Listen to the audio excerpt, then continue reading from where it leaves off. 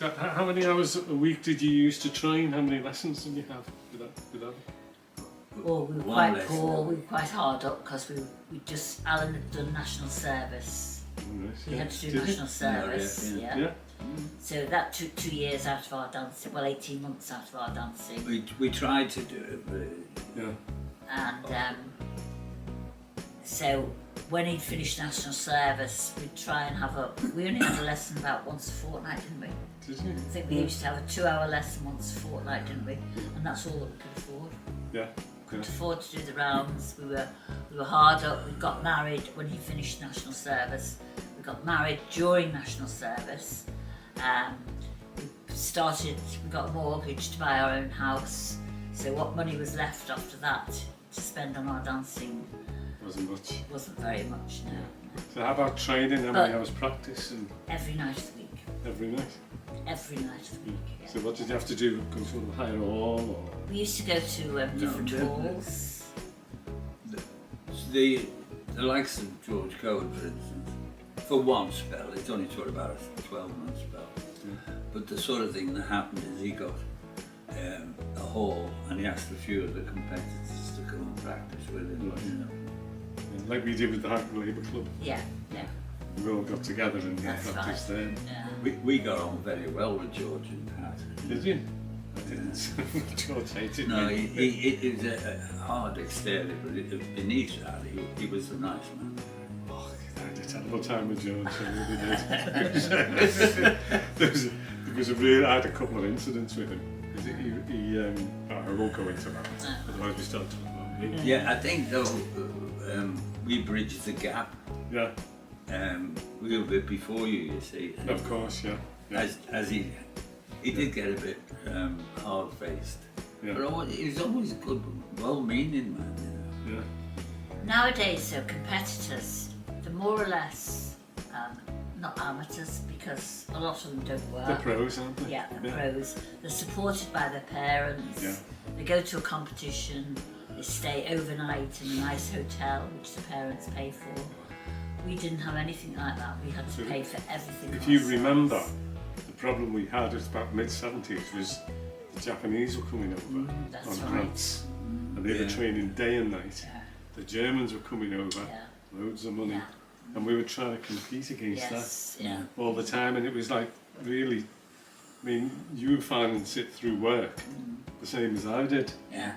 You know, you had to work. We both worked, and I was home from work and You know, out practicing, and I remember saying to Alan, I'll have to have a night off somewhere to wash my hair. My hair needs washing. I'll have to have a night off. Can't practice. Just give me one night off.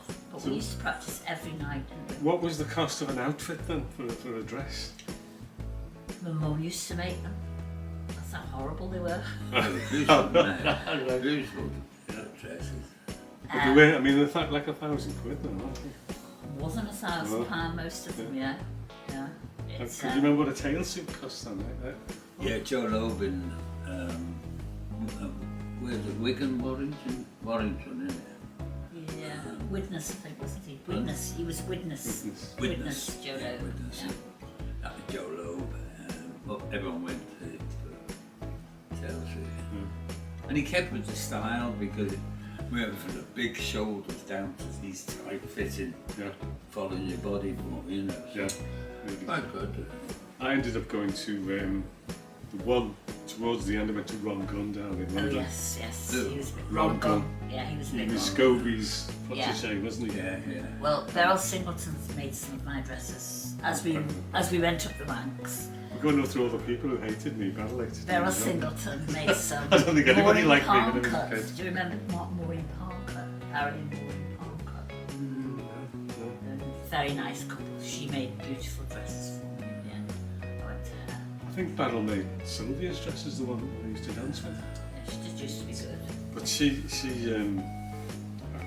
well, that's another one we can't talk about. So what did you do internationally? Did you dance in different countries? We went abroad with Eric Hancock's, and we did a team match, didn't we? We went to Germany, Holland, Germany. Amsterdam, Yeah.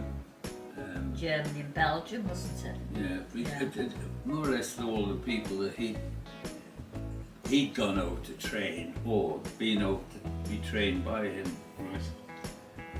He's a humble little man, but he He was was. a fantastic teacher.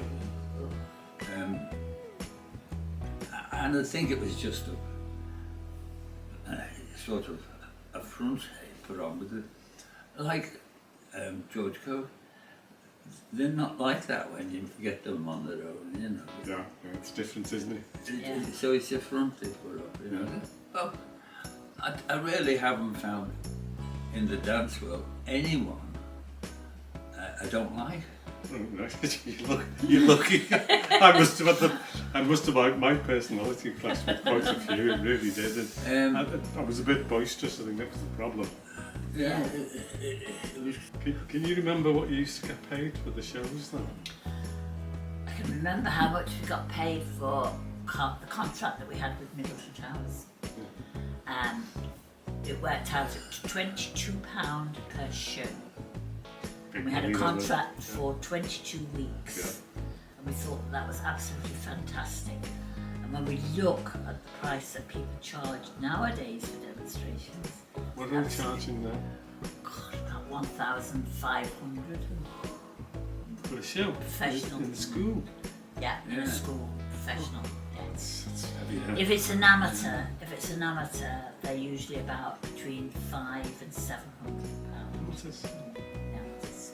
We used to get paid 25 quid to go to Yeah, I was Birmingham. going to say On a Saturday yes, night. a normal Well, we demonstration used to Yeah. in a charge school that. was Take your petrol. £25. Yes, Your petrol yes, in your car yes, and your everything, outfits yes. had to come out of it. That's what you got.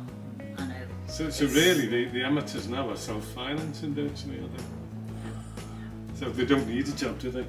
They don't. Hardly any of them work when it comes to it. I mean, do you think We that's both work. that's enough to keep the English on top? Well, it's just changed completely, hasn't it? You know, Yeah. I mean, you go to an open competition nowadays, and there's very, very few girls. Yeah.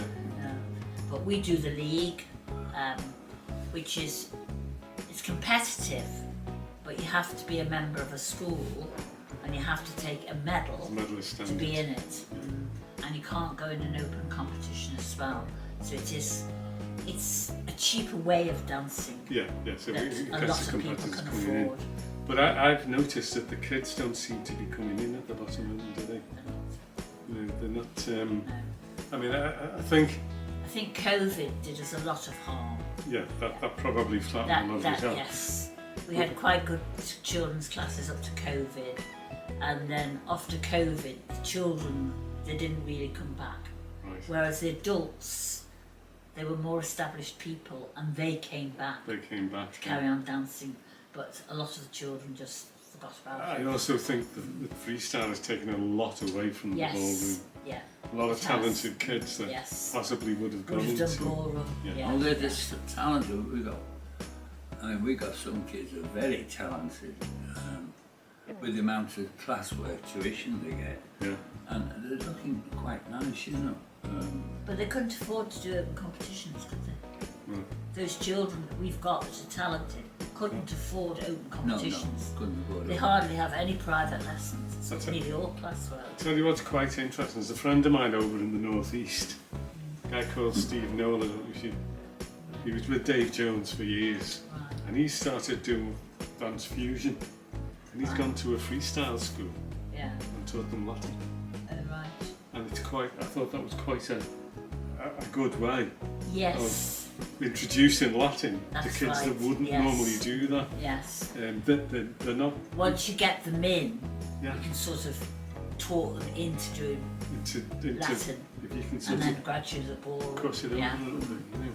Yeah. So, is there anything you'd like to say to our lovely audience out there? I'd like to. Say to our lovely audience. Oh, goodbye.